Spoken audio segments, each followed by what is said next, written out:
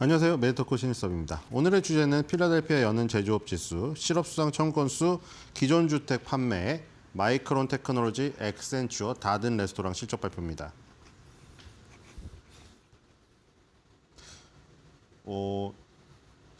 좀 주식시장에는 혼란스럽긴 한데 제가 그 트럼프를 그렇게 좋아하지는 않았거든요. 근데 트럼프 행정부 들어서고 나서 뭔가 막 우당탕탕 하는데 매일 열심히 하는 것 같긴 하지 않아요? 일단 뭐를 떠나서, 그쵸? 일단 가치랑 뭐 정치 성향을 다 떠나가지고 맨날 뭐를 열심히 하는 것 같진 않아요? 맨날 나와가지고 저기 화롯불 피워놓은 데 앞에서 맨날 얘기하고 그 캐롤라인 레빗 대변인은 딕션 완전 꼭 머리에 박히잖아요, 진짜로. 그거 저번에 말씀드렸죠. 그 영어 프로그램 엄청 생겼다고 지금. 저도 그거 가지고 이제 오랜만에 갑자기 영어에 빠졌거든요, 요즘에. 캐롤라인 레빗 대변인 저기 대본 가지고 영어 가르치는 유튜브들이 지금 엄청 뜨고 있어요. 지금 알고리즘에 뜨실걸요, 여러분도. 그래서 막 그거 보고 있는데 캐롤라인 레빗 대변인이 맨날 막 그 기자들하고 엄청 치열하게 싸우잖아요. 그리고 트럼프는 매일 나와서 뭘 하긴 하는데 뭐 정상회담뿐만 아니고 저기 격투기 선수를 부르지 않나. 어쨌든 간에 뭘 하는 것 같아요. 막 테슬라를 막 전시장처럼 해놓고 사질 않나. 하여튼 그래가지고 주식시장에 어쨌든 재료는 끊기지가 않아요. 그 재료가 호재냐 악재냐가 이제 문제인 건데, 그쵸? 호재나 악재냐가 문제잖아요. 그래서 그 질문도 실제로 그때 얘기 드렸잖아요. 받아가지고 캐롤라인 레빗하고 트럼프 나올 때마다 그 한 명이 계속 물어보잖아요. 주식시장이 지금 폭락하고 있는데 어쩌냐고. 그랬더니 그 또 멋있는 표현이 저만 꽂힌 걸 수도 있는데 그 댓글 보니까 많이 꽂혔더라고요. 캐롤라인 레빗이 그런 말을 했어요. 인생에서 지나가는 스냅샷 같은 거라고. 스냅샷이란 단어가 너무 꽂히더라고요.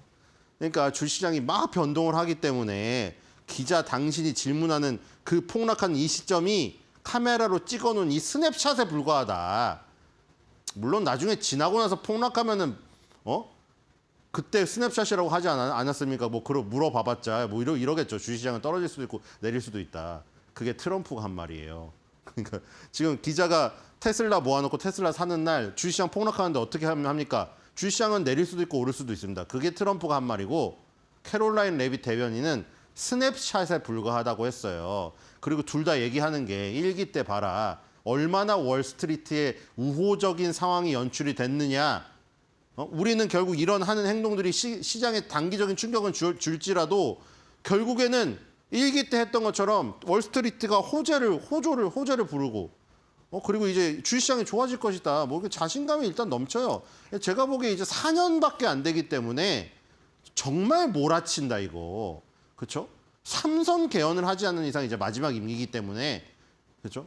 몰아치는 지금 경향이 있습니다. 뭐 시장의 흔들림이 심한데 그게 이제 위로 올라가길 바라지만 지금 뭐 변동성이 이제 아래로도 막 나오고 막 테슬라 급락하고 하니까 뭐 난리가 났어요. 근데 인생의 스냅샷인지 주식시장은 오르락 내리락 하다가 결국 트럼프 말기에 오를 것인지 뭐 그거는 이제 지켜봐야겠죠. 어쨌든 지금 행정부의 자신감은 일단 대단합니다. 자신감이 대단한 건지 그냥 내세운 건지 모르겠으나 자 연방준비은행 중에 이제 필라델피아 연방준비은행 제조업 지수가 나오죠. 자 물론 우리가 S&P 스탠다드 앤 푸어스 그리고 ISM에서 나오는 제조업 지수 당연히 그 두 개를 투톱으로 보죠. ISM 제조업 그리고 S&P 제조업 그다음에 서비스업이라고도 부르는 비제조업 지수 결국에 ISM, S&P 두 개가 시장에 영향력도 훨씬 크죠. 근데 이제 나머지 연방준비은행들에서 발표되는 것 중에서 보통 3탑으로 보잖아요. 뉴욕 엠파이어 스테이트 제조업 지수랑 필라델피아 연방준비은행 제조업 지수랑 그다음에 하나 뭐예요? 시카고인데 시카고는 PMI 지수. 시카고 PMI 협회에서 나오는 지수. 근데 어쨌든 그 12개 연방준비은행 중에서는 뉴욕, 필라델피아, 시카고 요렇게 도시로도 그래요. 그러니까 3대 도시 정도 되잖아요. 그런 3개 도시의 연방준비은행에서 발표되는 제조업 지수를 보통 본다. 근데 물론 ISM이나 S&P보다 굉장히 변동이 좀 심하긴 해요. 그러니까 시카고만 PMI 붙었으니까 PMI 붙은 거는 걔네만 50 기준이죠. 나머지 뉴욕 엠파이어 스테이트랑 필라델피아는 기준이 몇이라고 했어요? 0이에요, 얘네 0. 그러니까 이제 이거 보고 놀라면 안 된다고 했죠. 12.5여가지고 이거 왜냐면 우리가 ISM, S&P에 당연히 젖어 있기 때문에 50 기준이라고 대부분 당연히 생각하거든요. 50 기준인데 12.5야 그러면 완전 폭망한 거잖아요. 그러니까 그거를 필라델피아랑 뉴욕은 0이라는 거 놀래면 안 된다는 거. 자 12.5가 나왔는데 이게 너무 확 튀는 게 뭐냐면 여기 보면은 이거 뒤로 가볼게요. 수치가 여기 합쳐졌군요 여기. 이 수치가 44.3이에요. 이걸 마치 보면은 이게 기준이 또 50인 것 같잖아요. 이것 때문에 이렇게 확 튀는 게 좀 있기 때문에 이게 중요도가 이런 부분에서 떨어질 수밖에 없어요. 물론 한 필라델피아 지역만이기 때문에 미국 전역을 대변하지 못한다는 그런 부분도 있지만 이렇게 수치가 너무 확 튀니까 좀 적용하기 힘든 거죠, 사실은. 이 바로 마이너스 16.4가 나왔다가 44.3이 나왔다가 18.1, 12.5예요. 이 변동이 너무 심하잖아요. 이게 한 달의 변동인데, 그렇죠? 변동폭이 너무 심한 거예요, 이게. 그러니까 마이너스로 가버렸으면 이건 이제 0이 기준이니까 완전히 경기 침체로 보는 거잖아요. 물론 이거는 정량적 지표는 아닙니다. 정성적 지표죠. 이거 물어본 거잖아요. 설문조사기 때문에, 그렇죠? 경영 상황 평가랑 이런 거를 물어보는 거잖아요. 개선될 건지 악화될 건지. 근데 어쨌든 이 심리 상태가 너무 변동이 너무 심하긴 하다. 그래서 지금 이거는 사실 좀 이걸 블랙스완으로 봐야 되지 않을까요? 왜냐하면 그 전에 보면은 대략적으로 20 밑에서 놀았거든요. 그렇죠? 20 밑에서 놀았는데 이게 느닷없이 44.3이 나오는 게 좀 특이한 경우 아닌가요? 지금 이 경우가 무슨 사건이 있었던 적이 또 아니거든요. 이게 트럼프 취임하고 이제 들어가는 지금 해였는데 뭐 그거에 대한 기대감일 수도 있지만 너무 확 튀었어요. 그래서 이건 좀 약간 블랙스완으로 봐야 될 것 같고 지금 이게 그냥 정상인 것 같아요. 이게 10에서 20 사이가 계속 나오는 이 부분. 그렇죠? 12.5가 나왔다. 뒤로 가보겠습니다. 그러니까 어쨌든 0 초과니까 좋게 보긴 봐요. 근데 그 전에 너무 높게 나와서 떨어지니까 조금 이상하죠, 좀. 자, 이 실업수당 청구권은 이제 매주 나오죠. 자, 이게 왜 중요하냐면 이제 369, 12에만 뭐가 틀리다고 했죠? 연방준비제도 이사회, 연방준비제도 아래 연방준비제도 이사회와 그리고 12개 연방준비은행과 FOMC 이렇게 3개의 요소로 이루어져 있다고 했죠. 그래서 그 FOMC에서 금리 결정을 해가지고 뭐 여러 가지 영향을 미치는데 어쨌든 이번에는 금리 동결이었잖아요. 그래서 이제 사람들이 중요하게 본 게 369, 12에만 딸려 나오는 경제 전망 요약과 점도표 거기에 조금 더 중심을 뒀잖아요. 금리 동결이니까 뭐 재미가 없으니까 거기서는. 그래서 이제 경제 전망 요약에 전망이 좋아졌나요, 나빠졌나요?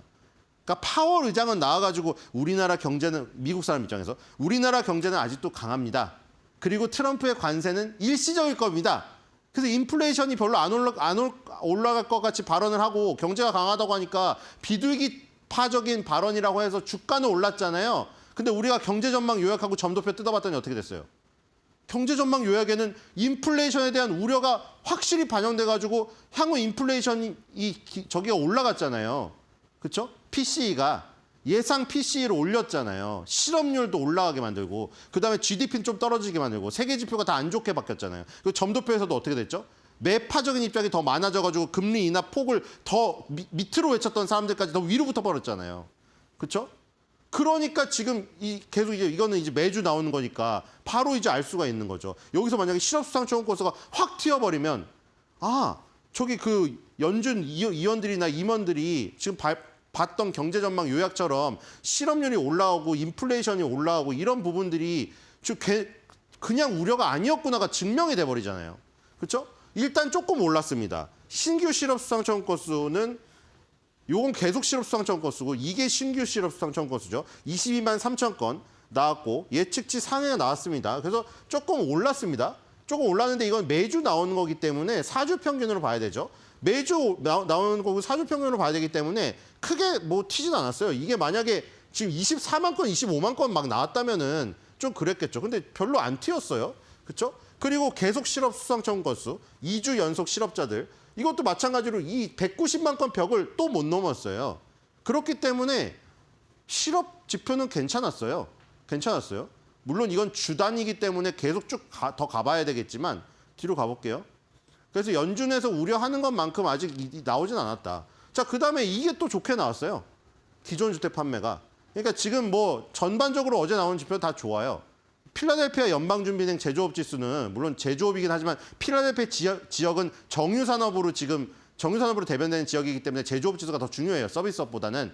뉴욕은 오히려 서비스업이 중요한데 대표적인 지수를 그냥 엠파이어 제조업 지수를 하는 것이고. 그래서 지금 이제 연방준비은행 제조업 지수는 44.3이 나왔던 때보다는 확 떨어졌지만 어쨌든 0 초과잖아요. 좋게 본다는 거고 그렇게 보면. 실업 수당 청구 건수는 별로 안 튀었고 그다음에 기존 주택 판매는 좋게 나왔고. 그러니까 세 개를 종합해보면 뭐예요? 노말하거나 좋잖아요. 합치니까 좋아요, 그냥. 그래서 파월이 경제가 강하다고 한 그 자신감이 괜히 나온 건 아니다. 물론 또 봐야죠. 주 월별 지나면서 봐야죠. 아직 뭐 관세 뭐 부정적인 사람은 아직 관세의 그 효과가 아직 반영이 지표 안 됐기 때문에 여기서 안심하면 안 된다. 그런 사람도 있기 때문에. 자, 어쨌든 지금 4.26 밀리언이 나왔고요. 예측치 상해가 나왔고 그래프로 보면은 그쵸 바닥을 찍고 또 올라가고 있죠. 지금 최고치를 향해서 지금 가고 있습니다. 그래서 계절 조정 기준으로 전월 대비 4.2% 증가한 수치고요. 이게 연율로 나오죠. 연율로 환산했을 때 426만 채가 잡혔습니다. 그래서 지금 전고점이 한 440만 채 정도 되잖아요. 2024년도 1월 달에 기록했던 요 부분을 이제 다음 달에 도전을 할 수 있는 지금 발판을 마련했다. 이렇게 보시면 될 것 같습니다. 기존에 지어졌던 주택 판매 좋았습니다. 뒤로 가보겠습니다.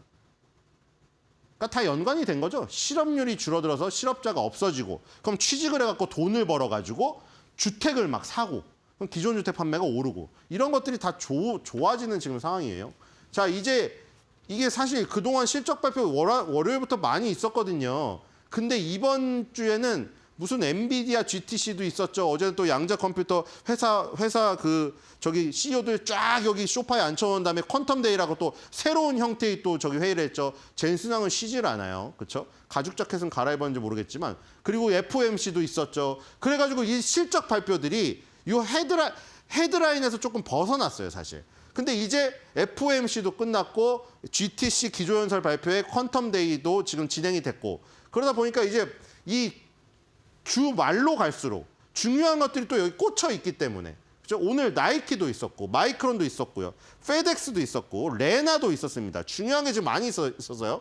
여기서 볼 거는 장전에 나왔던 액센추어랑 이 IT 컨설팅 업체고요. 그다음에 다든 레스토랑, 이 미국 최고의 레스토랑입니다. 우리나라는 이 브랜드들이 별로 안 들어와 있지만 롱온 스테이크 하우스라든가 이런 게 안 들어왔어요. 우리는 아웃백이 들어와 있죠.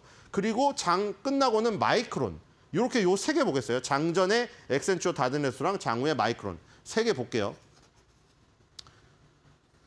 자, 세 개 붙여주셨네요. 액센추어입니다. 액센추어는 조금 생소한 것 같지만 이 IT 컨설팅을 해주는. 그러니까 뭐라 그럴까요? 지금 빅테크 기업에 뭐 우리가 직접 뛰는 플레이어들은 뭐 엔비디아, 브로드컴 막 이런 애들이잖아요. 근데 얘네들은 뒤에서 이제 어떻게 보면 백업을 해주는, 그렇죠? 얘도 어떤 한 바운더리에 있는 애죠. 뒤에서 컨설팅을 해주는 약간 선생님 같은, 설계자 같은 그런 회사죠. 그러니까 아이디어를 파는 거죠. 얘는 직접 만질 수 있는 뭐 엔비디아처럼 칩은 만질 수가 있잖아요. 칩 같은 걸 파는 이런 회사가 아니라 아이디어를 파는 그런 회사라고 보시면 되겠죠. 자, 여러 군데가 있습니다. 지금 커뮤니케이션 미디어, 통신, 조금 미디어 쪽, 언론 쪽도 있고요. 파이낸셜 금융 쪽도 있고요. 그러니까 IT 컨설팅이기 때문에 어디든 IT가 적용이 안 되는 데는 없어요. 그렇죠?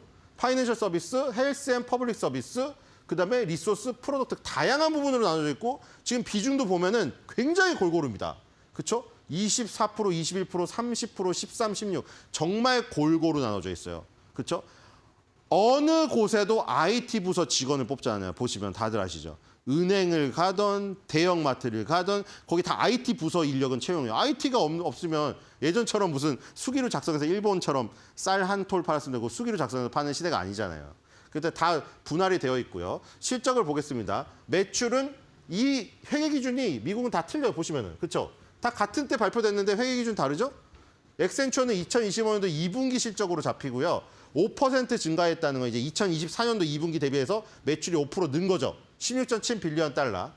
순이익도 플러스 7% 늘었어요. 1.78 빌리언 달러. 이제 그 순이익을 주당 EPS는 주수로 나누면 주당 순이익이 나오잖아요. 2.82 플러스 7%. 그리고 영업이익은 2.24. 이것도 플러스 10%. 와, 모든 게 매출, 순이익, 영업이익이 모두 다 성장을 하는 아주 좋은 모습을 지금 보였습니다. 그렇죠? 그리고 여기는 이제 세계 요쪽으로 나와 있고요. 아메리카 본토에서 가장 압도적인 수익률이 나왔네요. 아시아에서 마이너스 났고요. 자, 그다음에 다든 레스토랑 보겠습니다. 다든 레스토랑은 이 42.1 차지하는 게 올리브 가든이에요. 여기. 그러니까 우리나라에서는 생소하지만 이 미국에서는 꽉 잡고 있는 젊은 층에게 인기가 많은 이 브랜드들을 갖고 있어요. 그 다음이 롱혼 스테이크거든요. 그 다음이죠. 그러니까 올리브 가든하고 롱혼 스테이크 합치면 거의 70%예요. 이 두 개가 압도적인 투톱이고 그다음 파인 다이닝 있고 다른 비즈니스가 있는데 저희 기타 사업에서 플러스 20% 매출이 났어요. 그렇죠? 이 기타 사업의 성장성이 굉장히 큰 것 같고 그래서 전체적으로 보니까 2025년 3분기 이건 또 3분기예요. 3분기로 따졌을 때 매출이 플러스 6% 나서 3.2 빌리언 달러 나왔고요. 순이익이 플러스 3%, 323.4 밀리언 달러 나왔고요. 주당 순이익 2.74 달러, 5% 증가했습니다. 그리고 어드저스트가 또 나왔네, 이번에 어드저스트. 딜루이트랑 어드저스트가 있잖아요. 딜루이트는 이제 전환사채라던가 무슨 스톡옵션 이런 거 많이 깔아놓은 기업들 그거 다 회수해서 지금 현재 행사한다고 했을 때 그때 본연의 나의 목 얘기하는 건데 이거 어드저스트는 그냥 일회성 비용 없애준 거 똑같아요. non-GAAP랑 비슷해요. 그때 조정을 해줬더니 조금 올랐어요. 2.74에서 일회성 비용 제거했더니 2.80. 그것도 플러스 7% 늘었습니다. 아주 좋죠. 그리고 이제 요 유통이라던가 소매 그리고 레스토랑 업체 이런 것들은 이런 것들이 중요하잖아요. 여기 그 동일 매장 매출 비중. 근데 여기는 이제 대표적인 그걸로 나눠놨어요. 올리브 가든하고 롱온 스테이크로 나눠놨죠. 지금 올리브 가든은 매장 매출, 동일 매장 매출 성장률이 계속 마이너스를 지금 기록을 하다가 지난 분기에 2%로 올라서고 이번 분기에 가까스로 플러스 0.6을 기록했어요. 근데 롱온 스테이크는 아주 여유롭게 그쵸? 2.3, 4, 3.7, 지난 분기에 무려 7.5. 그러니까 이번 달에 폐점한 거, 이번 달에 개점한 거 이런 거는 통계 안 넣는 거예요. 뭔 소리인지 아시겠죠? 이번 달에 개점한 데는 어떻게 하겠어? 오픈 행사 막 뿌리잖아요. 1+1 무슨 친구 데리고 오면은 +1 해가지고 막 뿌리는 그런 게 있고 폐점한 곳은 폐점했는데 다 집기 정리하고 있는데 그걸 여기다 넣으면은 통계에 맞겠어요? 그러니까 지금 현재 뭐 한 3개월에서 뭐 6개월 정도 안정적으로 운영이 되고 있는 매장끼리 비교를 한 거예요. 거기서 실제로 매장 매출 성장률이 오르면 그게 진뚱인 거죠. 그게 롱온 스테이크는 7.5 났고 이번에 2.6으로 떨어지지만 플러스를 지금 5분기 연속 유지하고 있다. 그러니까 지금 올리브 가든하고 롱온 스테이크가 70% 매출 비중을 차지하고 있는 구조인데 롱온 스테이크가 조금 더 매장 매출 성장률이 좋다. 이렇게 보시면 될 것 같고요. 마지막 마이크론 테크놀로지입니다. 이게 좀 여기서 가장 압도적이죠. 자, 그리고 우리나라 SK 하이닉스랑 마이크론 테크놀로지 차트 두 개 딱 띄워놓고요. 기호랑 그 종목명 지우잖아요. 그거 알아볼 수 있는 사람 아마 100명 투표하면은 반 이상 못 맞출걸요? 훨씬 더 될 수도 있고. 너무 똑같거든요. 진짜로 똑같아요. 그래서 마이크론 테크놀로지 실적이 좋게 나오면 SK 하이닉스 주주분들이 기뻐해요. 그렇죠? 자, 매출 보겠습니다. 38% 8.505 빌리언 달러. 엄청납니다. 지금 매출이 40% 증가했어요. 자, 그다음에 이 지금 순이익이 100% 증가했습니다. 자, 엄청나죠, 지금. 이거 엔비디아 브로드컴이 아닌데요. 그렇죠? D램 낸드 플래시 만드는 회사인데. 자, 이 지금 주당 순이익 같은 경우에는 99% 증가한 1.41달러. 그다음에 넌 GAAP 나왔죠. 어디더스랑 비슷합니다. 넌 GAAP도 일회성 비용 제거해 주니까 조금 더 올랐죠. 1.41에 1.56. 이거는 100% 이상 증가해서 초과죠, 초과. 이상이면 이꼬르가 있어야 되죠. 이건 초과죠, 부등호가. 초과가 나왔습니다. 어마어마한 성장률입니다. 자, 당연히 컴퓨터 네트워크 비즈니스가 거의 60%로 압도적인 회사고요. 모바일 비즈니스가 13.3 정도 되고 인베디드랑 스토리지가 차지하고 있는데 스토리지가 지금 54% 증가했네요. 이 지금 모바일 분야는 좋지가 않았거든요. 모바일 분야는 마이너스 32%가 났는데 이 컴퓨터 네트워킹 비즈니스에서 100% 초과의 성장률이 나와버렸군요. 자, 그리고 여기가 중요하죠, 역시. 삼성전자, SK 하이닉스 주주분들이 여기에 뭐 풍향계라고도 불리지만 특히나 마이크론 테크놀로지 실적에 주목하는 이유가 뭐예요? 너무 유사하니까 사업 구조가. 자, D램. 와, D램에서 76%가 나왔습니다. 자, 낸드 플래시가 상대적으로 부진한데도 불구하고 낸드 플래시가 여러분들 요즘엔 하드 안 넣고 SSD 끼잖아요. 컴퓨터 조립 컴퓨터 사보시면은 SSD 안에 낸드 플래시랑 컨트롤러가 같이 들어가서 SSD를 팔려요. 그 저장 장치가. D램하고 낸드 플래시가 다 저장 장치잖아요. 휘발성이 있느냐 없느냐의 차이죠. 근데 지금 D램이 거의 80%의 매출 증가를 기록해낸 엄청난 성장을 기록을 했습니다. 낸드 플래시도 상대적으로 떨어지지만 그래도 23%의 성장을 기록을 했다. 와, 이렇게 되면은 삼전 SK 하이닉스 주주분들 지금 가슴이 약간 두근두근 거릴 것 같은데요? 그렇죠? 지금 마이크론 테크놀로지 실적이 너무 좋게 나왔어요. 압도적으로 나왔다. 그리고 여러분들 레스토랑 실적도 그렇게 나쁘지 않죠? 지금 계속 얘기 나오는 에그플레이션 때문에 에그플레이션이 지금 소비자들한테 전가가 돼서 예를 들어서 스테이크 위에 계란 올라간 메뉴를 파는데 다른 레스토랑이 롱온 스테이크에서 그 가격을 올렸어요. 근데 너무 비싸다고 생각하면 안 나올 거 아니에요. 근데 롱온 스테이크 매장 매출 성장률 좋죠. 그 얘기는 뭐예요? 고기 가격, 계란 가격 올린 거를 소비자 가격에 전가시켰어도 롱온 스테이크의 발길이 안 끊겼다는 얘기예요. 그러니까 파월이 허튼 얘기는 한 건 아닙니다. 자, 근데 계속해서 트럼프가 어제 또 한마디 했죠. 트럼프가 결국 한마디 할 줄 알았습니다. 자, 4월 1일이 아니고 4월 2일 날 상호관세 보고하는 이유도 말해주죠. 왜요? 4월 1일이 만우절이어서. 이거 제가 한 얘기 아니에요. 트럼프가 4월 1일이 첫날인데 왜 안 했냐고 했더니 기자가 4월 1일이 만우절이어서 내가 그날 상호관세 발표하면 사람들이 거짓말인지 알까 봐 4월 2일로 한다고 했어요. 그렇죠? 그랬기 때문에 저는 오히려 4월 1일 날 그 상호관세 발표도 안 하고 빈 공간이잖아요. 그때 이걸 했으면 좋겠어요. 트럼프가 맨날 그 자리를 원하니 4월 1일을 한번 바꿔봐라. 한 줄 매드평입니다. 트럼프 파월 말만 하지 말고 그냥 한 달만 둘이 자리 바꿔봐.